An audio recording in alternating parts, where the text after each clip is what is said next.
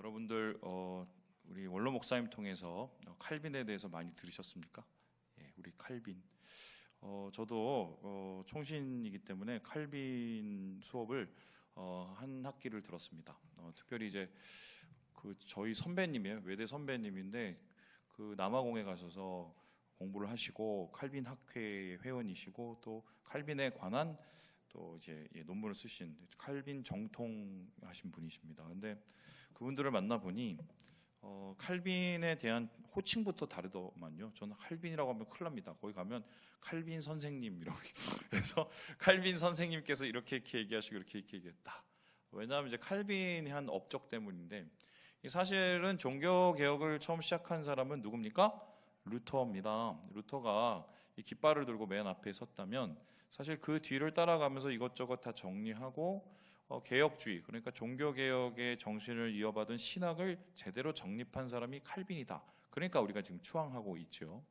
그런데 이제 칼빈이 그러한 신학을 정리한 가장 핵심적인 내용들은 다 어디에 있냐면 기독교 강요라는 책에 있습니다. 말 그대로 기독교의 제일 요약한 가장 중요한 부분을 강의한 기독교 강요인데요. 그러면 한번 제가 질문해 보겠습니다. 칼빈은 왜 기독교 강요를 썼을까요? 후세 사람들이 자기를 추앙하고 칼빈 선생님이라고 부르게 하기 위해서 이 기독교 강요를 썼을까요? 흥미로운 것은 이걸 잘 모릅니다. 그런데 이 말씀, 이 기독교 강요에 있는 책을 읽어보면 칼빈은 분명히 이 기독교 강요를 쓴 이유와 목적이 있습니다. 여기에 대해서 이렇게 얘기를 하고 있는데 제가 한번 읽어보도록 하겠습니다. 나의 의도는 몇 가지 기초적인 원리를 기술하여 종교에 열심히 있는 사람들이 참된 경건의 생활을 이루도록 하려는 것이었습니다. 경건은 하나님에 대한 경외와 사랑이 결합된 것을 말하는데 이 사랑은 그의 은혜를 깨달아 알므로써 오는 것입니다. 이것으로 말미암아 온 인류는 하나님을 알도록 초대되고 유인되며 여기서부터 인류는 참되고 완전한 행복에 도달하게 됩니다. 우리의 생각에는 이 기독교 강요를 뭔가 종교개혁의 확실한 신학을 정립하기 위해서 그렇게 쓴 것이 아닐까, 혹은 그가 제네바에서 이제 사역을 할 때 사람들을 가르치기 위해서 기독교 강요를 쓴 게 아닐까 싶은데 칼빈이 이 책을 쓴 것은 그게 아니에요. 무엇을 위해서 썼다고요? 경건입니다. 그러니까 제대로 된 신앙생활을 하기 위해서는 예수 믿는 사람에겐 경건이 필요한데 그 경건을 어떻게 하면 이룰 수 있을까? 어떻게 하면 경건의 생활을 할 수 있을까? 어떻게 하면 경건의 마음을 가질 수 있을까? 그걸 잘 몰랐다는 소리입니다. 실제적으로 그 당시의 사람들이 경건이라고 생각을 하면 뭐냐면 로마 교황청 교황의 말에 잘 따르는 것, 혹은 거기서 파견된 여러 이 신부들의 말을 잘 따르는 것 수준이었습니다. 그런데 칼빈이 책을 열어보고 루터와 함께 이 바울의 이 신학을 살펴보고 어거스틴의 신학을 살펴보니 그게 아니라는 걸 발견했어요. 그래서 진짜 내가 신앙생활을 한다는 것은 진짜 경건을 찾는 건데, 그럼 경건이란 게 뭐냐? 이제 이게 중요하겠죠. 오늘 말씀이 바로 거기에 대한 말씀이 나옵니다. 자, 우선 경건이라는 헬라어 단어가 뭔지를 우리 한번 보도록 하겠습니다. 보여주시죠. 우리 따라해볼까요? 유세베이야. 요거는 좀 알아야 됩니다. 유세베이야. 요건 경건이라는 말이에요. 여러분, 경건이라는 말을 우리나라 말로 한자로 풀면은 공경할 경자에다가 공경할 건자입니다. 그러니까 공경한다는 거예요. 이것은 대상이 확실하게 있죠. 사람에게서 경건이란 말은 잘 쓰지 않습니다. 보통 이 말을 쓸 때는 하나님에 대한 말을 씁니다. 그래서 이 유세베이라는 단어는 뭐냐면 한마디로 표현하면 인간이 하나님에 대한 태도를 의미합니다. 우리가 하나님 앞에, 절대자 앞에 우리는 아무것도 아닌 약자로 서지 않습니까? 창조주 앞에 우리는 피조물로서 서지 않습니까? 그렇다면은 분명한 관계가 설정이 돼야 되는데 하나님 앞에서 우리는 어떤 모습이 돼야 될까? 이 태도가 바로 경건입니다. 올바른 태도가. 그런데 이 태도를 잘 가지게 되면은 바로 하나님을 신앙을 잘 하는 것이요, 이 태도가 잘못된 것은 경건이 망가져서 신앙생활을 제대로 하지 못하는 것이다. 그래서 이 경건이라는 말이 구약으로 가서 번역이 되면 뭐라고 번역이 되면 야레라고 번역이 됩니다. 야레를 우리나라로 바로 번역하면 뭐냐면 두려움입니다. 그러면 내가 하나님에 대한 태도는 두려움이에요. 하나님을 무서워하고 사는 겁니다. 그냥 무서워하는 게 아니라 이게 좀 이상한데 사랑하면서 무서워하고 존경하는 요 이상 야리꾸리한 요게 바로 경건이다. 이게 성경은 우리에게 그렇게 이야기하고 있습니다. 바울이 추앙받는 이유도 경건했기 때문이고, 또한 칼빈이 우리에게 칼빈 선생이 된 이유도 경건의 길을 제시했기 때문인데, 그런데 중요한 것은 세상 속에선 안 그런 사람이 훨씬 많다는 것입니다. 특별히 이 디모데에게 쓴 디모데 전서에도 바울이 그러한 부분을 이야기하고 있는데요. 바울이 오늘 에베소에서 사역하는 디모데에게 이런 경고를 날립니다. 우리 함께 5절의 말씀을 같이 한번 읽어보도록 하지요. 시작. 마음이 부패하여지고 진리를 잃어버려 경건을 이익의 방도로 생각하는 자들의 다툼이 일어나느니라. 분명히 여기서 경건에 뭔가 문제가 있는 사람들이 있다라고 얘기합니다. 진리를 잃어버렸다, 이익의 방도로 생각했다, 다툰다라고 합니다. 경건은 하나님 앞에 대하는 건데 어떻게 진리를 잃어버릴까요? 경건은 하나님 앞에 서는 건데 어떻게 이익을 따질 수 있겠습니까? 경건은 하나님 앞에 있는 건데 어떻게 다툴 수가 있습니까? 그런데 그게 가능하대요. 왜냐하면 겉에만 경건이고 속에는 가짜이기 때문입니다. 그런 가짜를 가르치고 가짜로 생활하는 사람들을 거짓 교사라고 하는데, 이런 거짓 교사들의 거짓 경건은 오늘 말씀 속에서 세 가지의 특징을 가지고 있는데, 이 세 가지의 특징이 굉장히 큰 위해를 가하게 됩니다. 무엇이 있을까요? 우리 한번 살펴볼까요? 이 첫 번째는요, 어떻습니까? 달라요. 뭐가 다르냐면 예수님이 가르쳐준 복음하고 다릅니다. 하나님의 진리와 다른, 거기에 플러스되거나 뭔가 깎아진, 그게 이제 이들의 교훈이었고요. 두 번째는 뭐냐면 이런 교훈을 가진 사람들은 기존에 있는 교인들과 어떻게 합니까? 싸웁니다. 쌈박질을 해요. 뿐만 아니라 나중에는 밝히는데 뭘 밝히냐면은 여자를 밝히는 게 아니라 뭘 밝히겠어요? 돈을 밝힌다. 이 세 가지의 모습이 나타나서 가짜 경건의 폐해를 우리에게 주고 있다. 이렇게 바울이 얘기하고 있습니다. 자, 그렇다면 이거를 면밀히 하나하나 따져보겠습니다. 자, 이들은 도대체 뭘 가르쳤길래 진리와 다른 것일까? 여기에 대해서 바울이 뭐라고 그러냐면 다른 교훈을 가르치고 있다고 얘기하는데요. 디모데 전후서를 쫙 살펴보면 그 다른 교훈을 세 가지로 요약을 해볼 수가 있어요. 보여주시죠.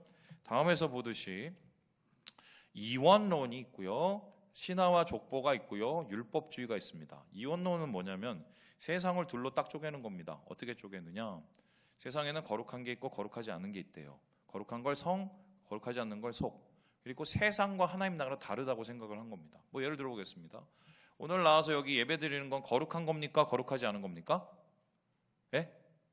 거룩한 것처럼 보이죠? 예. 집에 가서 방 닦는 거 거룩한 겁니까? 거룩하지 않은 겁니까? 거룩하지 않은 것 같기도 하죠. 그러니까 자꾸 서로 미루죠. 자, 이렇게 세상을 두 쪽으로 쪼갭니다. 그러면 이게 얼마나 편하면은 장소에 따라서 거룩과 거룩하지 않음이 정해집니다. 그리고 이렇게 따르면 뭐냐면, 자, 우리의 영혼 거룩합니다, 선합니다. 그럼 이 육신은 어떤 걸까요? 거룩합니까? 거룩하지 않습니까? 뭔가 선하지 않는 것 같아요.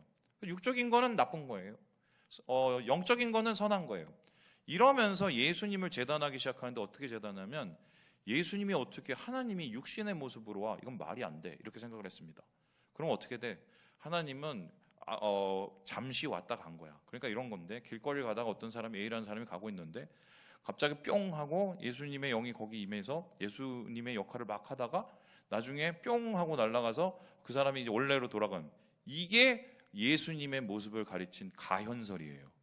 이 사람들이 이걸 주장하면서 세계를 두 쪽으로 쪼개고 성과 속을 나눠서 한마디로 이 영성을 위해를 가합니다. 그런데 성경에서 말하는 것은 그렇게 두 쪽으로 쪼갤 수 있는 게 아닙니다. 아주 쉽게 설명을 해보겠습니다. 오늘 예배 나오시는 건 거룩한 것은 맞지만 억지로 나오시거나 아니면 다른 목적으로 나오셨다면 그건 거룩한 겁니까? 거룩하지 않은 겁니까? 거룩하지가 않은 거죠. 왜냐하면 우리의 속이 시커매면 그건 거룩하지 않은 겁니다. 반면에 집에서 방을 닦는데 내가 저 인간 위해서 내가 이러고 있어야 돼 하면서 불평을 하고 닦는 게 아니라, 그래도 내가 봉사를 하고 그래서 내가 본이 돼야지 예수 믿는 사람인데 이러고 방을 잘 닦으면 그건 거룩한 겁니까? 거룩하지 않은 겁니까? 거룩한 겁니다. 왜냐하면 우리 중심이 중요하기 때문이죠. 성경에서 말하는 것은 내가 단순히 간음을 안 해서 간음죄를 안 진 게 아닙니다. 머릿속으로 간음죄를 졌으면 간음죄를 진 겁니다. 하나님은 무엇을 보십니까? 중심을 보시기 때문에. 그런데 세상을 이렇게 두 쪽으로 쪼개서 말도 안 되는 가르침을 말한 거예요. 그리고 두 번째로 보시는 것처럼 신화와 족보를 따집니다. 이게 뭐냐면 이 사람들이 중시 여기는 게 뭐냐면 성경 외에 다른 것을 이렇게 포장을 합니다. 이런 겁니다. 너 여기 나온 거 여기 뭐 아벨 뭐 나오지? 아벨이 저 하늘에 올라가서 어떻게 된 줄 알아? 혹은 나중에 에녹 나오죠. 에녹 어디로 갔어요? 죽지 않고 하늘로 올라갔죠. 에녹은 하늘에 가서 지금 어떻게 되는 줄 알아? 이걸 물어봅니다. 여러분 아시는 분 이렇게 손 들어보세요. 안 나오잖아요. 근데 얘네가 이거를 막 꾸며냅니다. 꾸며서 주빌레라서에 보면은 이 천국에 올라서 어떻게 됐고 어떻게 됐고 이렇게 써서 한마디로 이게 서열을 매깁니다. 아벨은 요거 밑에 있고 아벨보다 높은 사람이 에녹, 그 위에 누구 이렇게 서열을 쫙 세웁니다. 제 위에는 아브라함. 그래서 잊지도 않은 족보를 만들어서 그 서열에서 그 사람을 공경하게 만들어요.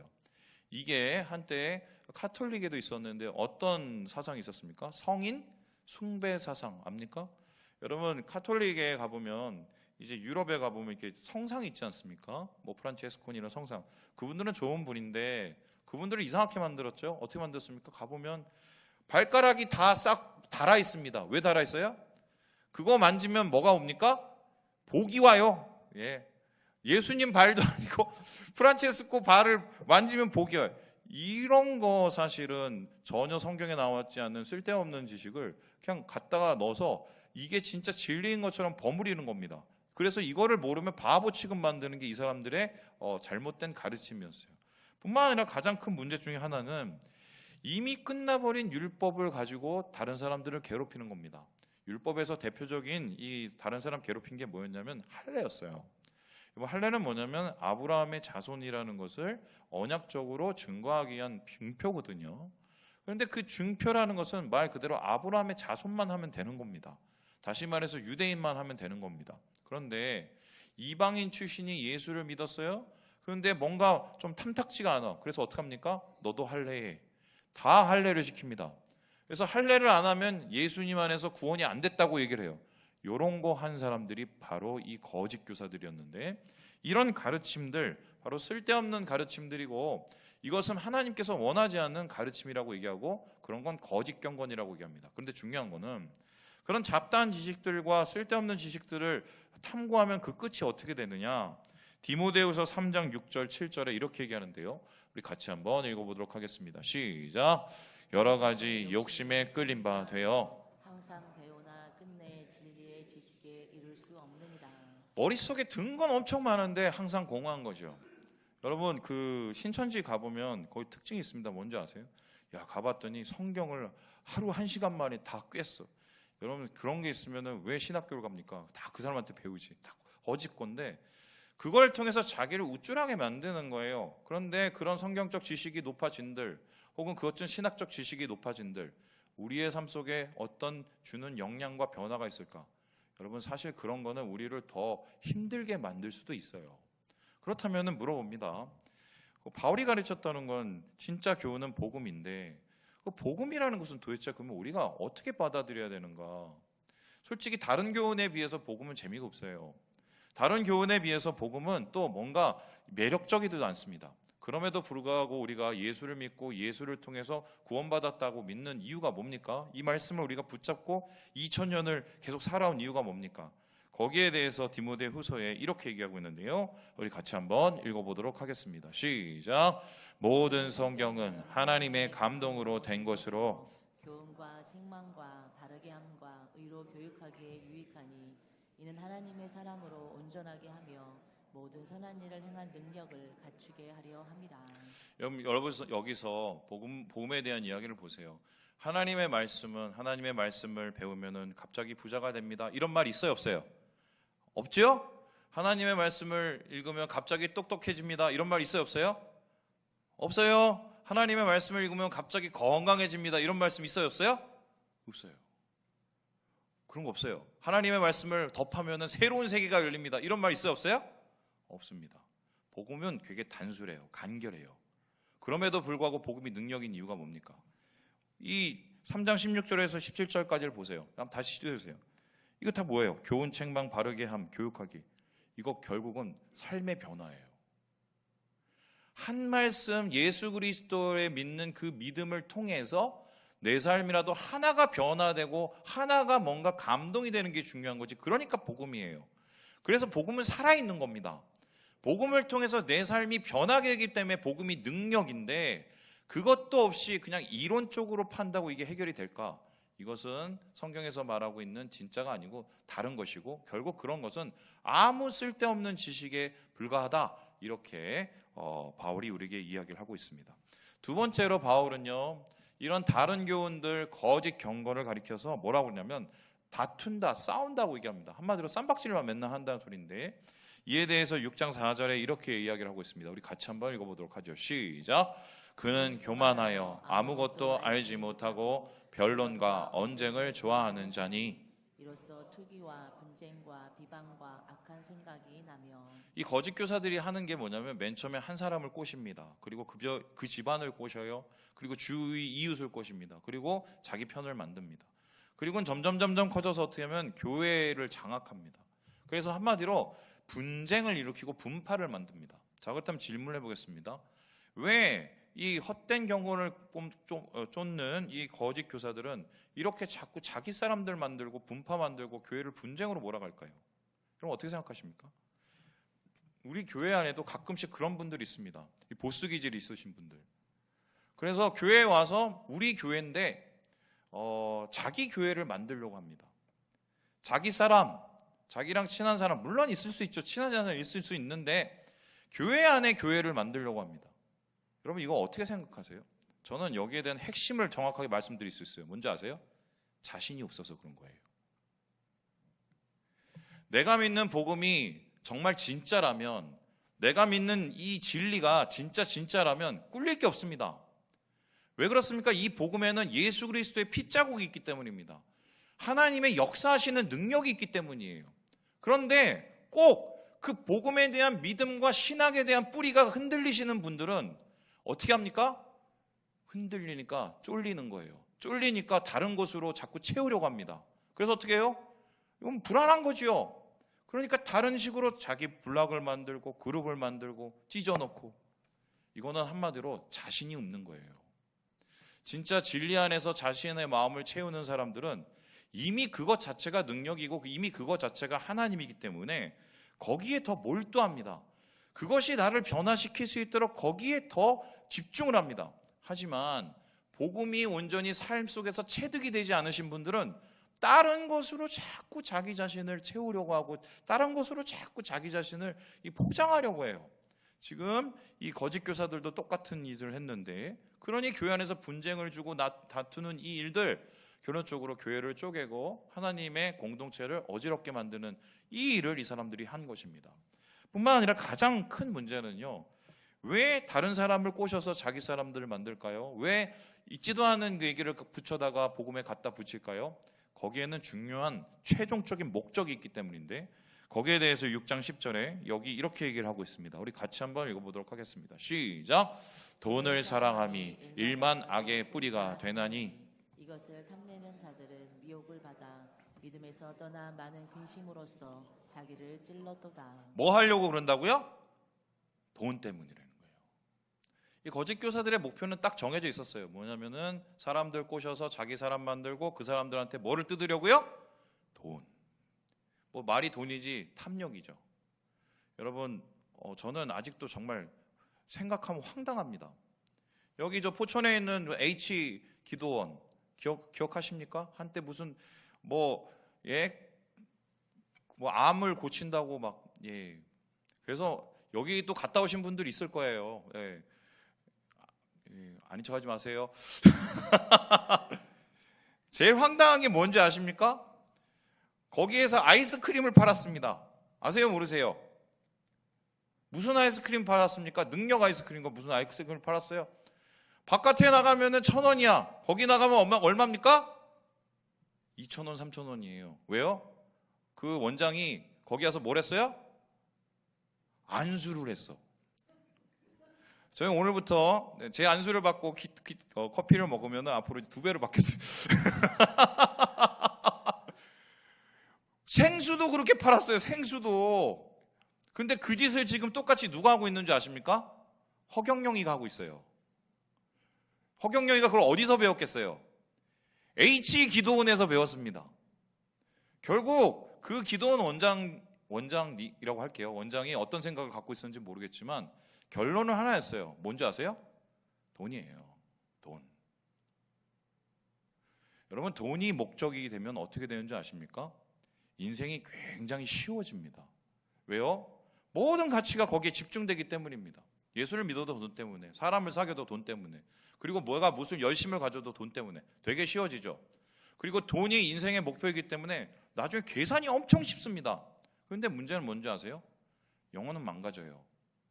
영혼은 돈으로 살 수가 없거든요.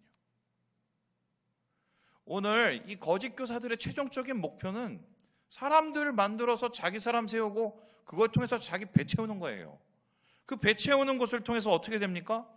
모든 악의 뿌리가 내려져서 주위에 있는 사람들을 어떻게 해요? 정말 천국 가야 될 사람들 길을 막고 그들을 오히려 비진리 속에 나아가게 하는 이런 나쁜 짓을 하고 있는 게 지금 에베소 교회의 다른 교사들이었다. 여러분, 이 말씀을 들으면서 어떻게 생각하십니까? 전 죄송한 얘기인데 이게 남의 얘기가 같지 않은 건 제가 이상한 겁니까? 한국교회 왜 지금 이렇게 되고 있나? 저희 아내가 이런 얘기 위험하다 그만해 하라고 그러는데 어쩔 수가 없어요. 이거 디모데서 읽으면 이 얘기를 안 할 수가 없는 게 다 돈 때문에요. 오카노 목사님이 돌아가시기 직전에 교회계 교갱협에 가셔서 마지막 말씀을 전하셨습니다. 그때 뭐라고 해줬냐면 아직도 기억해요. 한국교회는 지금 돈 때문에 망했다고. 총회를 보라고. 다 돈이고. 총회장은 돈봉투 두꺼우면 되는 거고. 총회장이 돈봉투 두꺼워서 총회장 되고 나면 그 다음에 그 빈 봉투 채우러 다니고. 이게 한국교회 현실이에요. 그런데 이런 현실들이 과연 지도자들의 것만일까? 사실 에베소 교회 그 거짓 교사들도 문제가 있지만 그 거짓 교사들을 따르는 사람들도 사실 그러한 욕구와 욕망이 있었기 때문에 따른 겁니다. 왜냐하면 사람들 사이에서는 그게 진리이기 때문이죠. 돈, 탐욕. 그런데 중요한 것은 바울을 통해서 예수님은 그들에 대해서 이렇게 경고를 하시는데요. 우리 함께 디모데후서 3장 5절의 말씀을 같이 한번 읽어보도록 하겠습니다. 시작. 경건의 모양은 있으나 경건의 능력은 부인하니 이 같은 자들에게서 내가 돌아서라. 돈은 사용하라고 있는 건데 사랑을 해버리니 이런 사람들은 한마디로 핵심적인 경건의 능력을 까먹었다는 소리입니다. 그럼 경건의 능력이라는 것은 무엇입니까? 주변의 사람들에게 거룩해 보일 수는 있어요. 하나님 신앙 잘하는 것처럼 보일 수 있습니다. 뒤로는 다 다른 짓 하고요. 그런데 경건의 능력은 결국 뭐냐면요, 내 안에 있는 그 무엇이에요. 그 능력은 언제 나타나는지 아십니까? 힘들고 어려울 때, 괴로울 때, 버틸 수 없을 때, 그때 나를 버티게 해주는 게 경건의 능력이거든요. 왜입니까? 경건은 하나님에 대한 태도요, 하나님과의 관계이기 때문에 그래요. 그래서 오늘 이 다른 교훈을 따르는 이 사람들을 향해서 니네는 겉모습은 번지르한데 소갈머리는 아무것도 없구나. 한마디로 니네는 경건은 도대체 어디 갔냐. 이러한 것을 지금 한탄하고 있는 바울의 모습을 보게 됩니다. 그런데 중요한 것은 제가 오늘 이 말씀을 볼 때마다 항상 떠오르는 비유가 있습니다. 바로 이 비유인데 예수님께서도 이미 이걸 아셨어요. 우리 함께 마태복음 5장 13절 말씀을 같이 한번 읽어보겠습니다. 시작. 너희는 세상의 소금이니 소금이 만일 그 맛을 잃으면 무엇으로 짜게 하리요. 후에는 아무 쓸데없어 다만 밖에 버려져 사람에게 밟힐 뿐이니라. 그럼 위선적인 삶을 사거나 돈 좋아하면서 망가지신 분들이 처음부터 그랬을까요? 제가 알기로는 뭐 차 목사님이 되게 유명한 최 목사님이 이런 분들 강남에 무슨 금식 기도원 만들고 어디 기도원 만들 때 처음은 정말 엄청났던 거로 제가 기억하고 있습니다. 저희 어머니 쫓아다녀서 제가 알아요. 한월산 이런데 처음부터 그러진 않아요. 대부분 사람들이 그렇게 망가지게 되는 이유들이 있습니다. 이게 소금의 비유하고 똑같습니다. 여러분, 예수님께서 우리를 가리켜서 세상에 뭐라고 합니까? 소금. 정확하게 말하면 땅의 소금이에요. 땅의 소금. 그럼 땅의 소금이라는 게 뭐냐? 여기에 대해서 여러 썰이 있지만 제가 알고 있는 썰은 이게 맞을 것 같은데요. 보여주시죠. 바로 이겁니다. 이게 어디냐면은 이제 이스라엘에 가보면은 이제 갈릴리 호수에서 쭉 내려가는 이제 요단강이 있어요. 요단강 타고 쭉 이제 차를 타고 내려가면 거기 사해가 있습니다. 데드시죠. 사해가 있어요. 이 사해에 가보면 뭐냐면 저기 아까 보시는 것처럼 소금이 둥둥 떠다닙니다. 진짜 이렇게 떠다녀요, 소금이. 그리고 이 농도가 엄청 높아서요, 사람이 그냥 이렇게 누워 있으면 그냥 뜹니다. 되게. 그리고 뭐 그게 몸에 좋다고 그래서 거의 옆에 머드가 있는데 진흙팩하고 막 그러고 있어요. 예, 그게 이제 사해인데, 중요한 건 이스라엘 사람들이 소금을 대부분 어디서 구했냐면 지중해 바다에서 구한 게 아니라 이 사해에 있는 아까 보는 것 같은 암염, 그러니까 바위 소금에서 구하는 겁니다. 그런데 이 바위 소금은 막 이것저것 섞여 있거든요. 그러니까 이거 그대로 못 먹어요. 그러니까 이걸 어떻게 하냐면은 그냥 이렇게 물에다 이렇게 바위 소금을 이렇게 풀어 놓습니다. 그럼 하루 이틀 지나지 않습니까? 그러면은 물에 이 소금이 이렇게 융해가 돼요. 조금씩 녹는단 말입니다. 그러면 이제 최종적으로 이제 물이 이제 되면 그 물을 이렇게 따릅니다. 따라서 그걸 어떻게 하면 끓여요. 끓이면 어떻게 해요? 이제 순도가 조금 높은 소금이 나옵니다. 그렇게 몇 번을 이렇게 놔두고 끓이고 놔두고 끓이고 봅니다. 그런데 그러다 보면은 맨 나중에 소금의 모양은 있는데 전혀 소금 같지 않은 것들이 있습니다. 왜요? 이미 염기가 다 빠졌기 때문이죠. 그게 뭐냐면 맛을 잃은 소금입니다. 그럼 이걸 적용해 본다면 왜 기독교인들은 맛이 갈까? 왜 기독교인들은 경건의 능력을 잃어버릴까? 왜 기독교인들은 복음의 능력을 잃어버릴까? 지금 소금하고 똑같은 겁니다. 하루아침에 그렇게 되는 건 아니에요. 그냥 놔두다 보니까 나 그냥 있다 보니 시간이 흐르다 보니 조금씩 빠져나가는 겁니다. 그리고 나중에 어떻게 돼요? 껍데기만 있는 거예요. 그런데 맛은 없어요. 하루아침에 이런 일이 일어나지는 않아요. 하루아침에 이러한 나쁜 변화가 일어나지 않습니다. 오랜 기간에 나도 모르게, 그런데 분명히 어느 정도 문제는 있다는 걸 느끼면서 그러다가 보니 어느새 맛을 잃어가고 있는 게 이게 우리의 현실이거든요. 그러면은 이렇게 맛을 잃어가지 않기 위해서는 어떻게 해야 되느냐? 경건의 능력도 우리가 갖기 위해서는 어떻게 해야 되느냐? 여기에 대해서 바울은 우리에게 확실한 이 표징을 보여주는데, 우리 함께 11절 12절의 말씀을 읽고 마무리해 보겠습니다. 시작.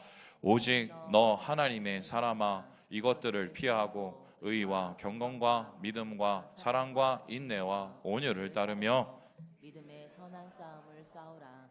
영생을 취하라. 이를 위하여 내가 부르심을 받았고 많은 증인 앞에서 선한 증언을 하였도다. 자, 여기 보십시오. 네 믿음의 선한 싸움을 싸우라입니까? 너의 믿음의 선한 싸움을 싸웠다입니까? 믿음의 선한 싸움을 싸울 것입니다입니까? 뭐예요? 싸우라는 뭐예요? 현재 진행형이죠. 그러면은 정리하면 이렇습니다. 왜 우리는 맛이 갈까? 점점 시간이 지나니까 세상 속에서 물에 탄 듯, 뭐에 탄 듯. 그럼 어떻게 하면 안 그렇게 될까? 싸우면 돼요. 싸우면 돼요. 오늘부터 싸워야 되겠구나. 좋다. 난 안 그래도 쌈딱인데 한번 싸워보자. 그 싸움은 좀 다른 싸움이죠. 옆 사람하고 싸우는 게 아니라 누구랑 싸우는 겁니까? 나 자신하고 싸우는 거예요. 그 싸우는 방법을 이렇게 얘기하는데요. 불의하고 싸우는 거죠. 보여주시죠. 경건, 하나님과 거짓 경건과 싸우죠. 믿음, 불신과 싸우죠. 사랑, 미움과 싸우죠. 인내, 그냥 포기하고 싶은 마음과 싸우죠. 온유, 승질내는 것과 싸우죠. 이거를 어떻게 싸우냐? 이 싸움의 방법을 다시 한번 보여주시죠. 지금 디모데를 가리켜서 뭐라고 그럽니까? 오직 너 하나님의 사람아. 뭐라고요? 하나님의 사람아. 내가 누군 줄 알면 싸웁니다. 누군 줄 모르면 안 싸웁니다. 내가 누구 집 자식인 줄 알면, 내가 어디로부터 나온 인간인 줄 알면 그걸 지키려고 싸웁니다. 나의 본디 모습이니까요. 그런데 정체성이 흔들리고 내가 복음으로 시작됐는지 아니면 세상 사람인지를 정확하게 모르면 안 싸웁니다.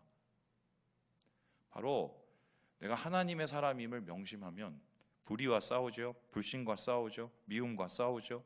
참지 못하는 마음과 싸웁니다. 그리고 승질내는 것과 싸웁니다. 그렇게 싸워내가면서 예수를 내 안에서 지켜가는 거예요. 예수의 그 짠맛을 지켜가는 거죠. 그게 신앙입니다. 그게 경건이에요. 이 이야기하고 마칠까요? 저는 예수님은 굉장히 혁명가라고 저는 생각을 합니다. 왜냐하면 예수님의 말씀 중에 여러분 기억나시죠? 어떤 사람이 막 기도를 하고 있는데 바리새인이죠. 하나님 앞에서 막 자랑하면서 진짜 바랄 게 많으니까 막 기도를 하고 막 1시간을 넘게 기도하고 있는데 그 뒤에서 어떤 세리가 죄인이 쭈그리고 앉아서 막 울면서 하나님 저는 죄인입니다. 잘못했습니다. 막 이럴 때 예수님이 대놓고 뭐 그랬습니까? 누구의 기도를 받으신다고 그랬어요? 싸우고 있거든요. 내 모습이 어떻게 되고 남들보다 못하고는 중요한 게 아니에요. 내가 오늘 예수님과 함께 그 마음 지키기 위해서 싸우는 거, 그 경건을 주님 앞에 경외함으로 나아가기 위해서 내가 그걸 싸우는 거, 내 마음에 있는 그 자리에 하나님의 자리를 남겨두기 위해서 싸우는 거, 그게 신앙이에요. 저부터 그렇게 싸워야 돼요. 안 그러면 맛일은 소금 됩니다. 경건의 능력 잃어버려요. 주님 안에서 잘 싸우셔서 경건의 능력을 회복하시고 하나님의 사람으로 칭찬받으시는 우리 모든 형제 자매들 되시길 주님의 이름으로 축원합니다.